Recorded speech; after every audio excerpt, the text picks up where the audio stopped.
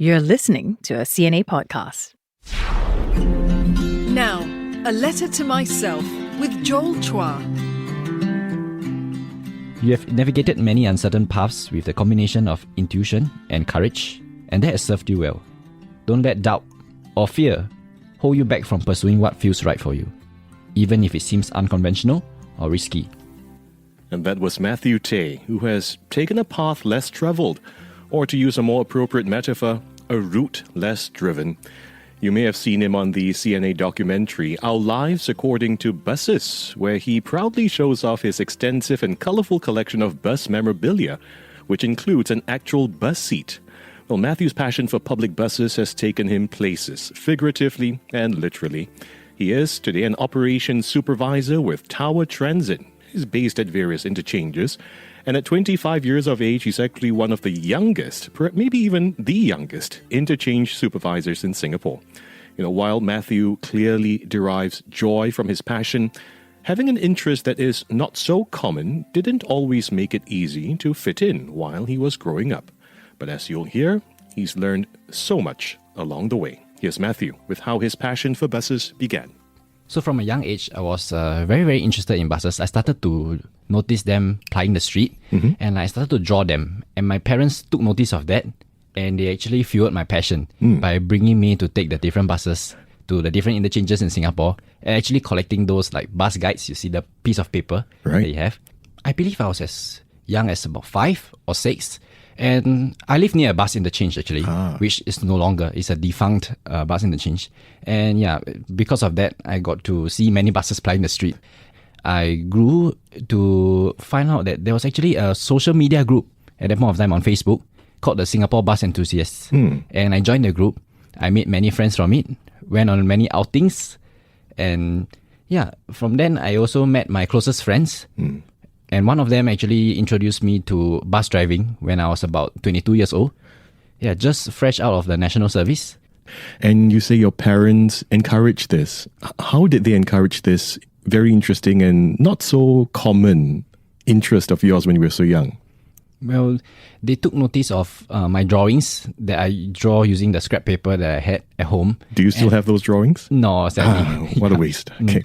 And yeah, because of that, they whenever I'm free from school, and they will say, hey, let's go out. Let's go to a bus interchange that you haven't explored before. So we went to as far as even Boon Lay interchange. And I stay in Hougang, which is like an hour and a half away. Hour and a half bus ride away, yeah. Right.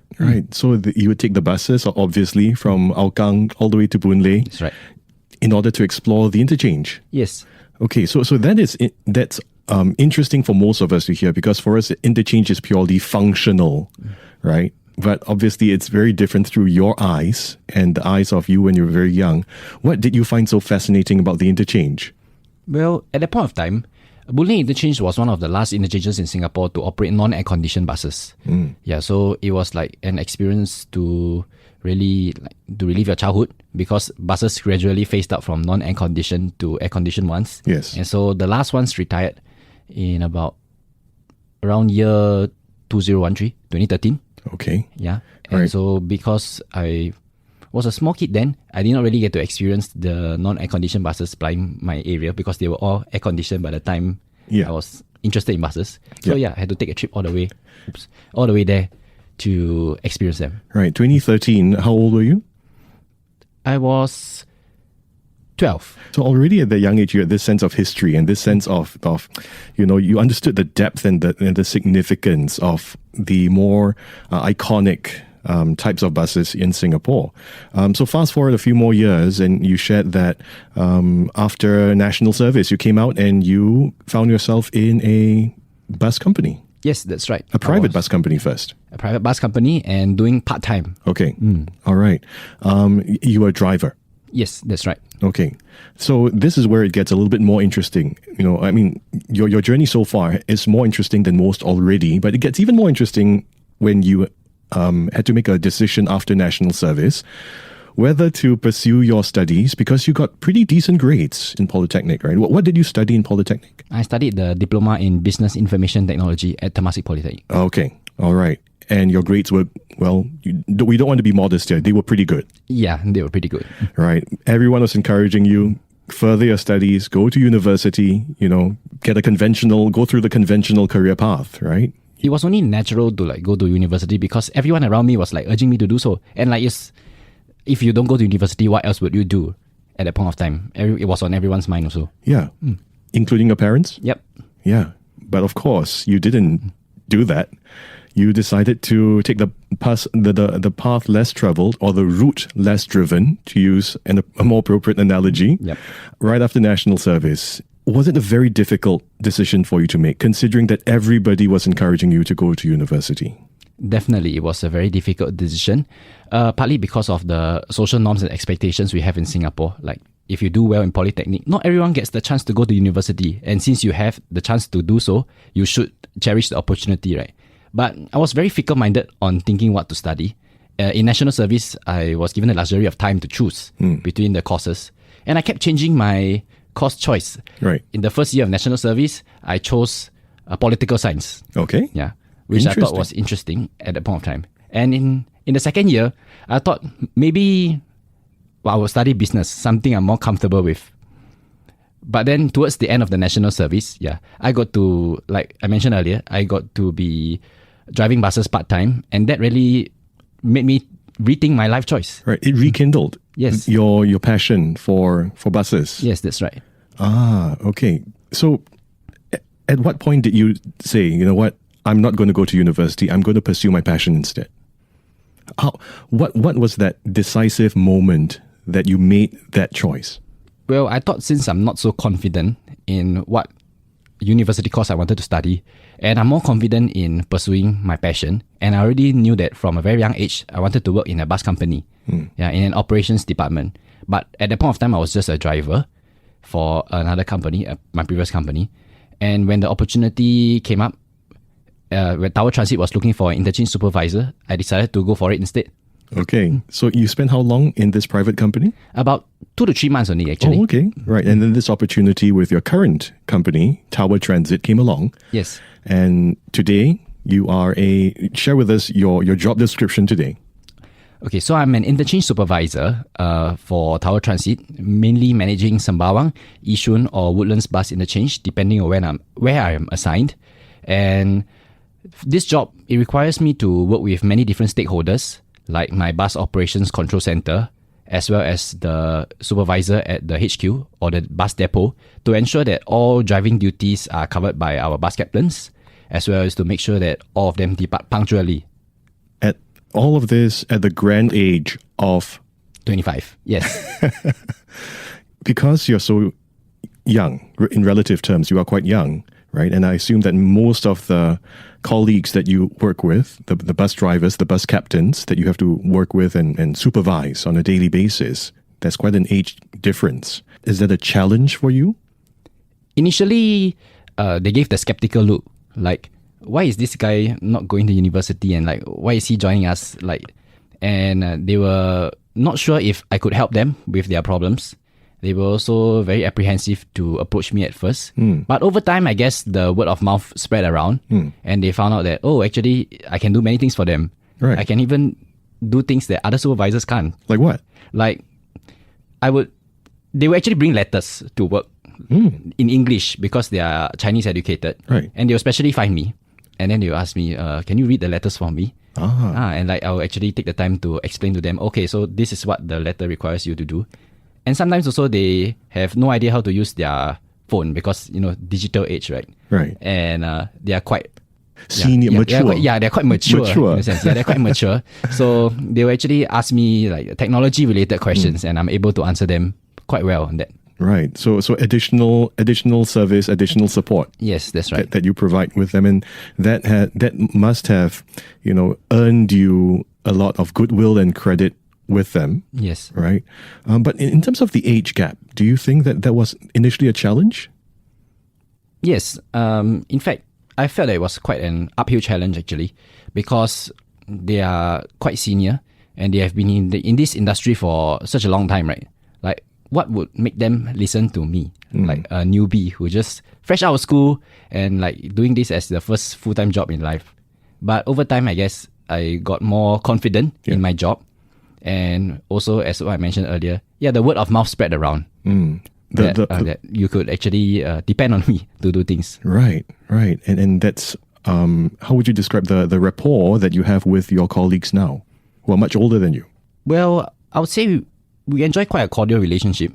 And out of 700 bus captains that we have here in the Mandai Bus Depot, I've gotten close to know about 80% of them, and by their name as well. And that's something quite impressive because they don't think that I'll remember them because we are such a large organization. But each time I see them, I'll call up their name and they will be like shocked, like, hey, how come you know my name? Yeah. And stuff. Yeah. You know, what strikes me is to be able to do that, to remember 80% of 700 people by name.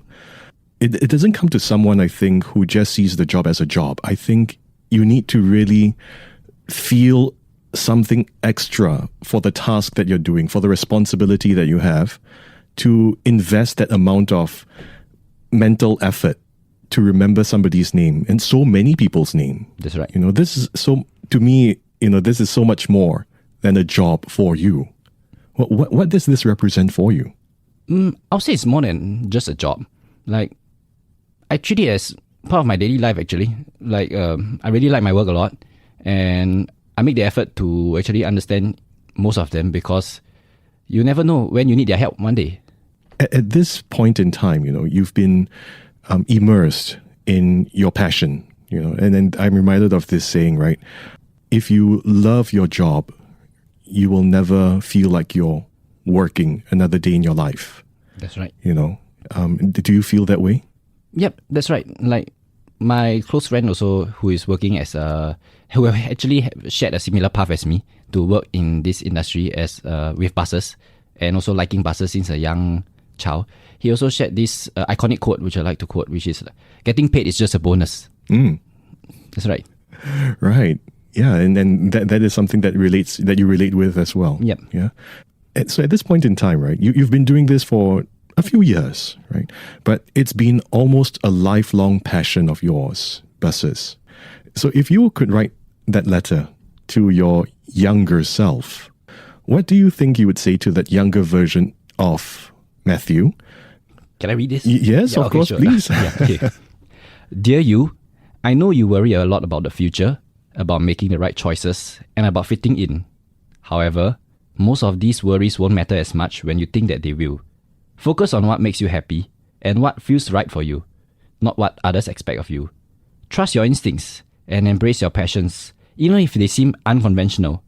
Surround yourself with people who genuinely care, and remember, it's okay to make mistakes. They are part of the journey. Keep believing in yourself, and you'll do just fine. With love, Matthew. That's beautiful. Very inspiring and moving. Thank you for sharing that, Matthew. There were a couple of things, you know, that stood out in that note to yourself. The first thing is you have concerns that you might not fit in. That's right. Right? Share with me, what were those concerns like? So in my teenage years, I was particularly concerned about fitting in and maintaining friendships because of this peculiar interest in buses. Others might not know it. Others might think it's weird. But just over time, I feel like friends, they come and they go. Those with similar values, they stayed, and others simply just drifted away. And it also inspired me to just seek out more friendships that have mutual growth and understanding, and also to be true to yourself about it.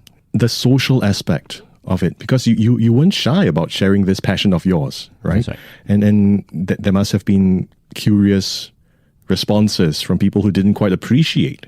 Eventually, you managed to find a group of friends who naturally gravitated towards you. That's right. Right? But it was also a process of letting go of other acquaintances and other friends who didn't really resonate in the same way with you. That's right. What was it difficult to let go of some of those friendships? I guess for me, I felt that it was pretty natural for social circles to change and for friendships to evolve over time. So I didn't really think much about it. Okay. And this was you as a teenager? That's right. Right. Who was there for you at that point in time where you were trying to fit in? You know, what kind of support did you get to make that experience a little bit less daunting, a little bit less challenging? Well, I have a very dependable group from the hobby who actually played a very, very huge role in my developmental years. And yeah, that really helped me to bridge the gap on having friends in general, because I might not have that much friends in like my education background, which is like school, because we might have different interests and we might not have the common topics, but at least I know I have a group of friends, a support group outside of school to actually help me tide through. You're listening to A Letter to Myself. At 25 years of age, Matthew Tay is one of Singapore's youngest, perhaps even the youngest, operations supervisor at a bus interchange. Well, as we heard earlier, his passion for buses began at a very young age.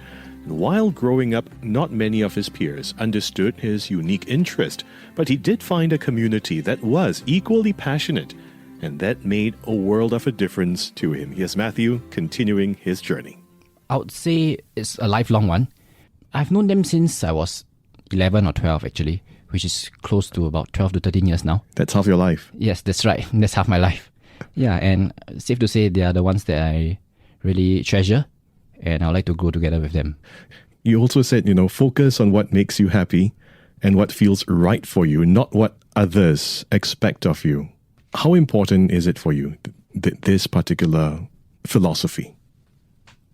Well, I guess it could be applied when I thought of putting down my university studies for my passion, for my current job.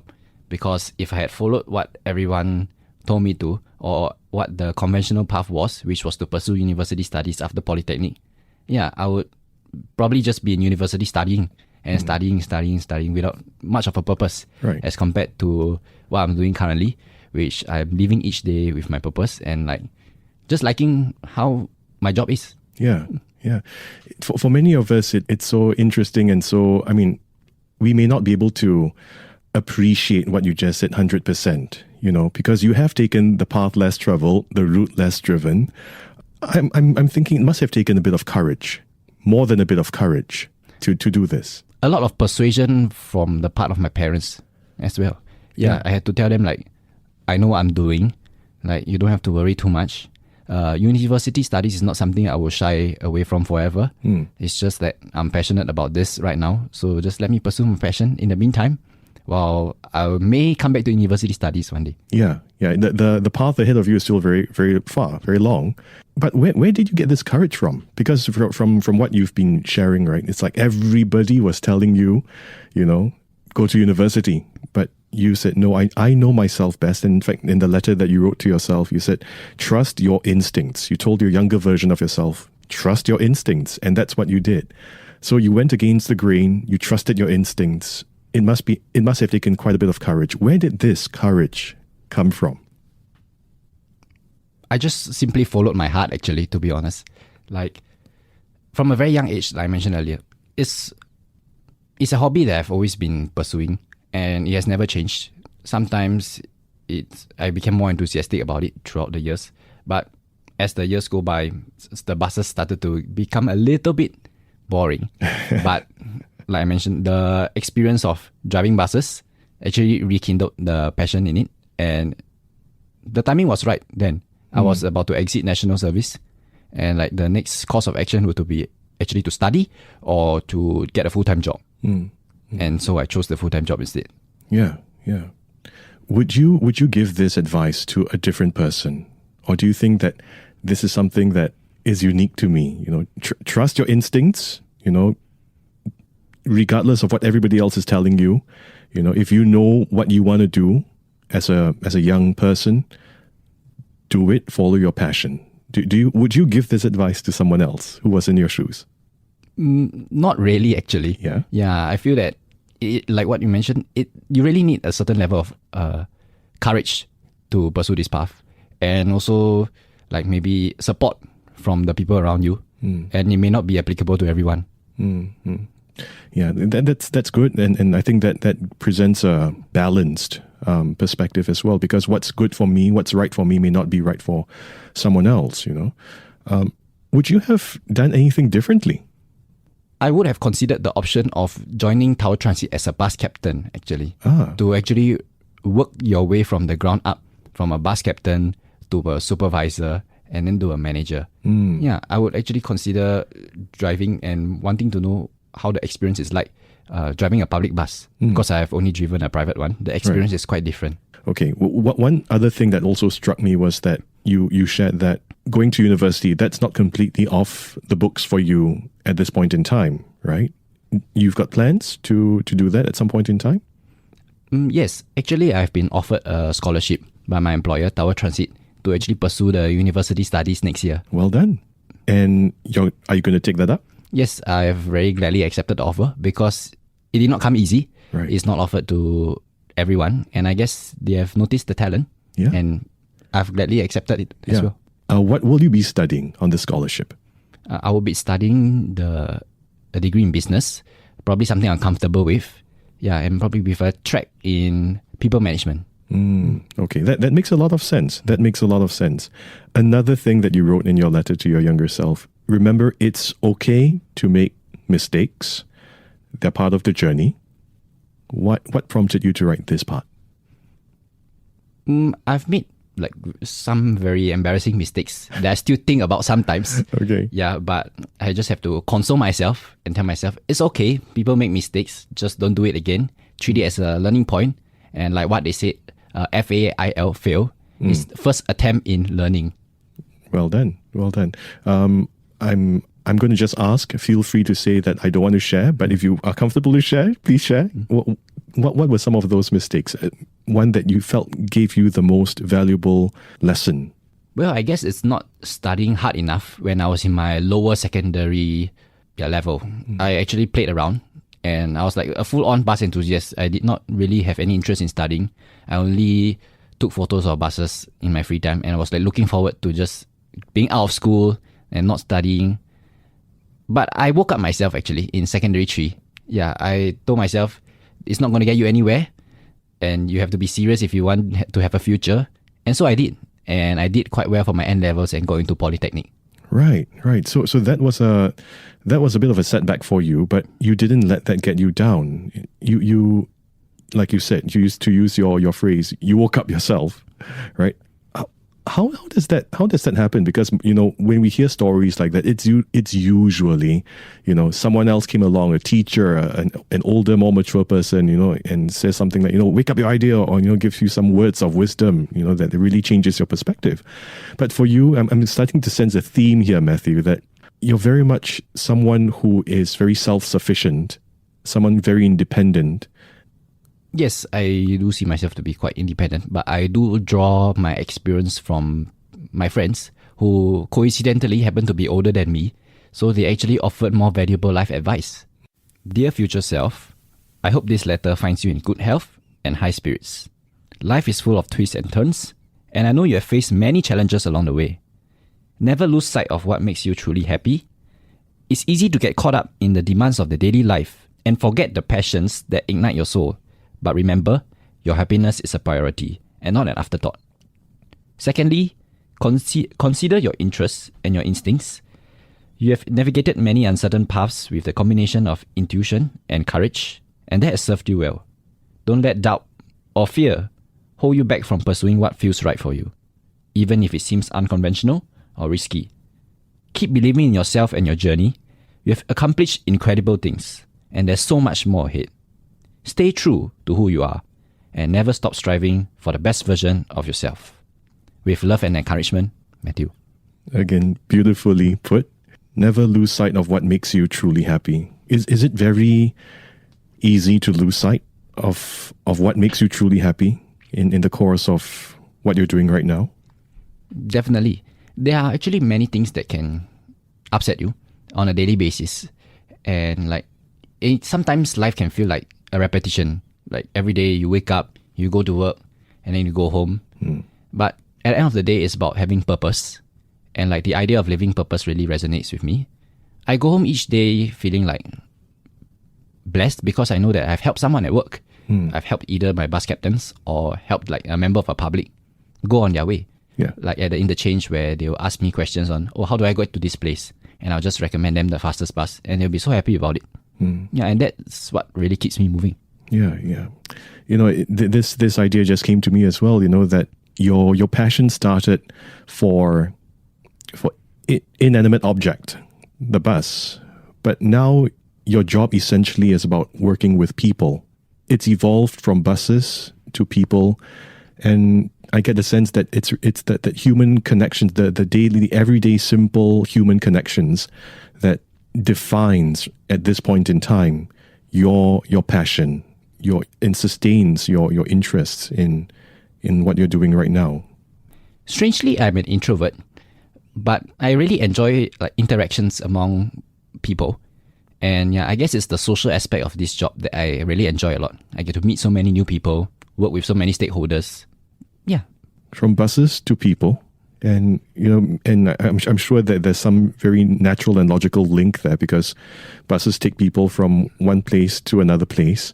And in a meaningful and metaphorical sense, buses have taken you also from your childhood to today as a young adult, doing something that you feel very passionate about, and you're making a living off of it as well. Yes. And like you said, if you love your job, the pay is just a bonus. In this letter to your future self as well, you've written, you've navigated many uncertain paths with a combination of intuition and courage, and that has served you well. I want to bring this idea back to the younger version of yourself. If that young Matthew who first fell in love with buses, right, when you were 5 years old, you were saying? Yep. If that 5-year-old Matthew were to look at yourself today, what do you think that 5-year-old Matthew would say to you today? I think he'll be proud of himself, actually. Like, he stayed true to himself all these years and followed through with the same passion since he was a young kid up to about 25. Yeah, that really speaks a lot about him. Well, thank you so much for sharing that, Matthew. That really is quite beautiful, and I can hear the conviction in your voice when you shared that. And I was hoping we'd go back also to the letter that you wrote to your future self, because there's something in there that's also very meaningful. You say you've accomplished incredible things, and there is so much more ahead. What lies ahead for you? Moving forward, I would like to experience different roles in operations. Primarily, my interest was always in how a bus company was run. Very little can be seen from outside. And so I decided to take the plunge to actually join an ops department in a bus company. And yeah, I hope to be given the opportunity to learn other aspects of operations, such as the bus operations control center, or maybe the rostering side, where they do the assigning of driving duties to bus captains. Mm-hmm. This other aspect came to mind as well, Matthew. It's what you're doing is obviously quite unique and extraordinary, but what is also remarkable is that you appear to be someone who knows exactly what you want to do for the rest of your life. Yes. Would that be fair to say? Yes, I only see myself in the bus industry yes, and nowhere else. Exactly. But the vast majority of your peers, perhaps even individuals slightly older than you, many of us are searching from, is this what I truly want to do? Is that what I truly want to do? And we go from career, not just job to job, but career to career. And, there's nothing wrong with that, but what do you think the difference is between someone who looks at their career path that way and someone who looks at the career path the way that you look at your career path? I guess it's a little bit about finding purpose and about finding that spark. See which job really excites you, makes you look forward to coming to work each day, as compared to one which you would find that time is very hard to pass. Yeah, so I'll say that it's about finding that spark. The idea of living with purpose really inspires me. So to live with purpose, I actually reflect on what truly matters to me and set goals that align with my values and passions. Focusing on what brings me fulfillment and making a positive impact helps me lead a meaningful and rewarding life.